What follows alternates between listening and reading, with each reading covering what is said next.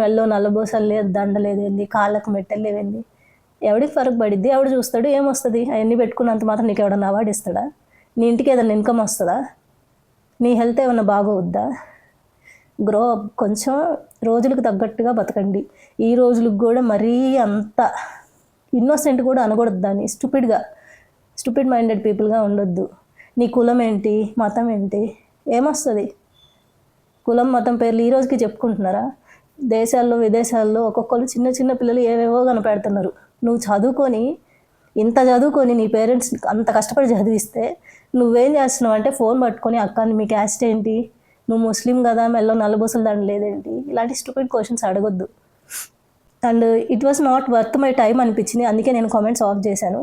And diet గురించి అడిగిన ప్రతి ఒక్కరికి when it comes to health నేను రియాక్ట్ అయ్యాను. అండ్ ఇలాంటి స్టూపిడ్ క్వశ్చన్స్కి నేను రియాక్ట్ అవ్వడం, నా టైం ఇవ్వడం అనేది అంత